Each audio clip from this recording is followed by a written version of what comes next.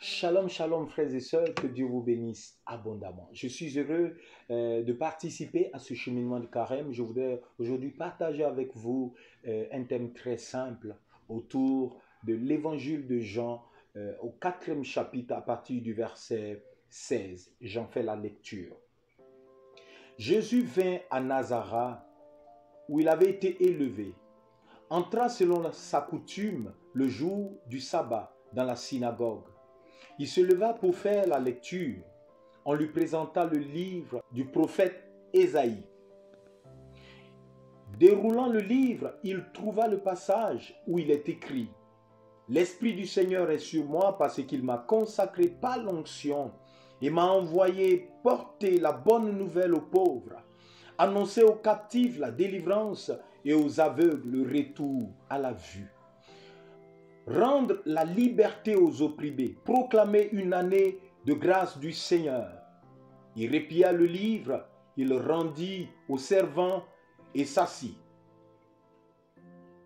Tous dans la synagogue avaient les yeux fixés sur lui, alors il se mit à leur dire: Aujourd'hui s'accomplit à vos oreilles ce passage de l'Écriture. Et tous lui rendaient témoignage et étaient en admiration devant les paroles pleines de grâce qui sortaient de sa bouche. Et il disait: N'est-ce pas là le fils de Joseph? Mais il leur répondit: À coup sûr, vous allez me citer le dicton: Médecin, guéris-toi toi-même.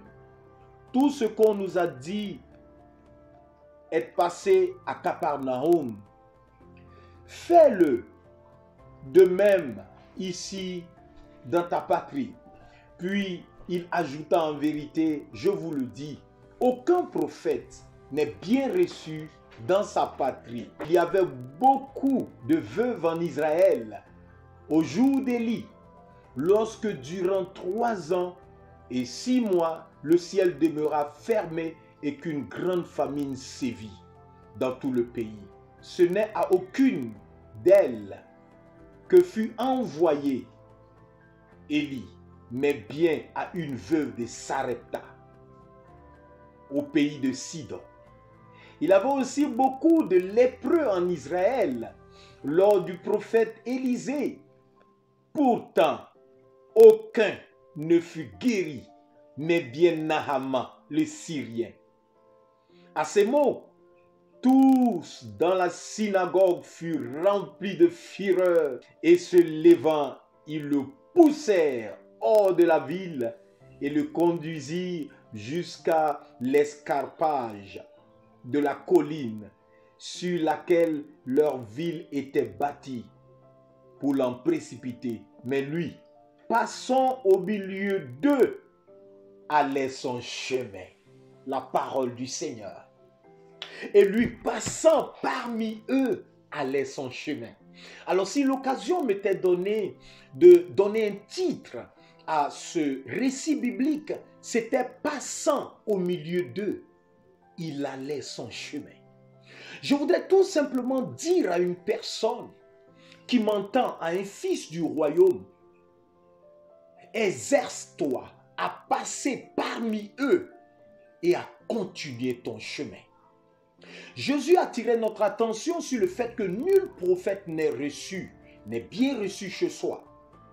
Nous constaterons que ceux qui sont supposés te comprendre, ceux qui sont supposés t'encourager, ceux qui sont supposés te soutenir, ceux qui sont supposés t'acclamer, te donner de la valeur, t'accompagner dans le processus de la vie, ce sont ceux-là qui sont utilisés souvent pour te briser, pour te décourager.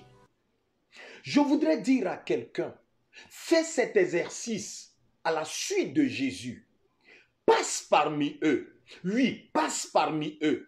Refuse de t'arrêter dans l'amertume. Refuse de t'arrêter à critiquer, à médire, t'arrêter à les écouter. Passe ton chemin. J'aimerais donner 2 exemples pour que nous puissions nous comprendre.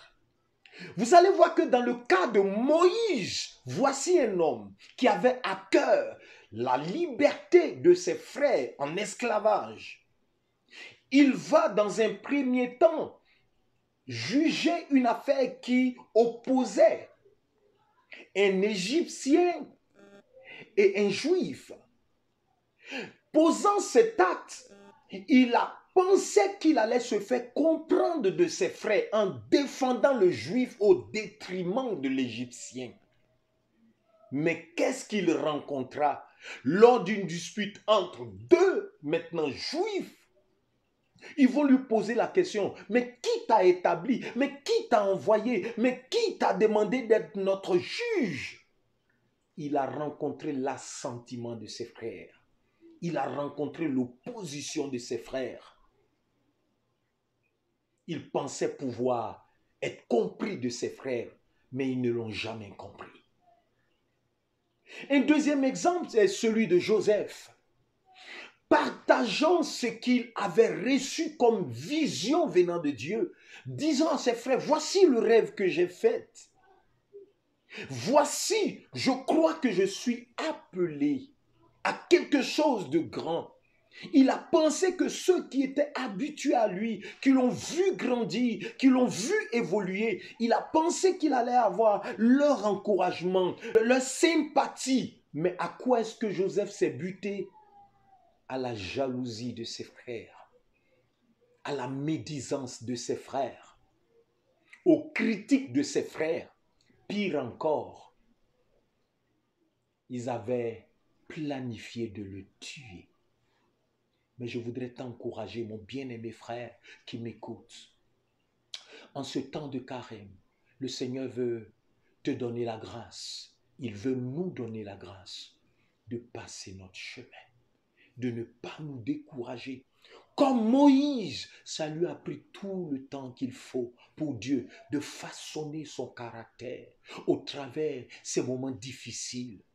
Les moments difficiles ne sont pas faits pour nous tuer, mais bien pour nous forger un caractère qui va nous donner des tennis fermes. Joseph, quant à lui, va se retrouver dans un autre pays, sous d'autres cieux, dans une autre culture, mais il ne va pas se défaire de Dieu. Je voudrais te dire, mon bien-aimé, toi qui m'écoutes, ne te décourage pas.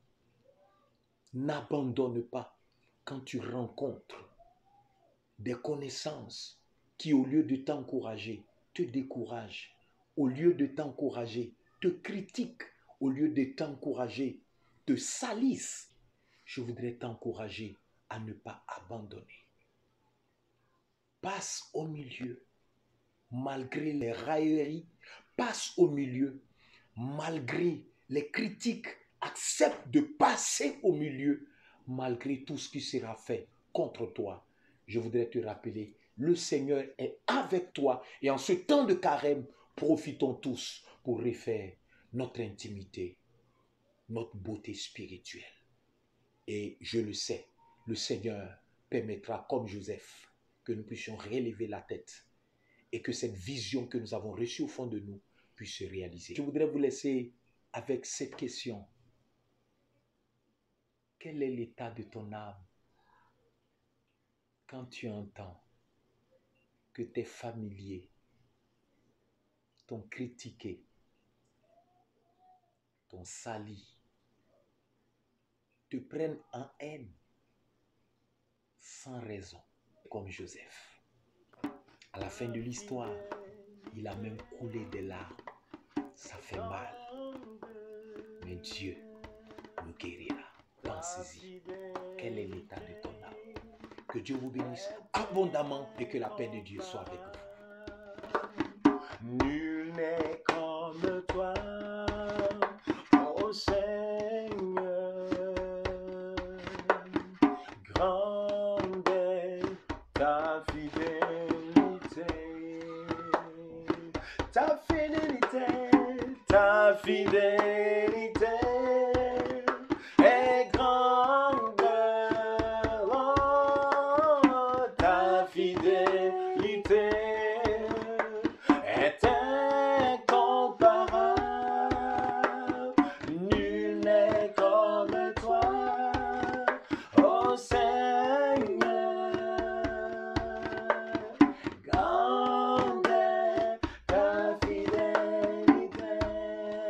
chante avec nous maintenant. Ta fidélité est grande. Ta fidélité est incomparable. Nul n'est comme toi, ô Seigneur.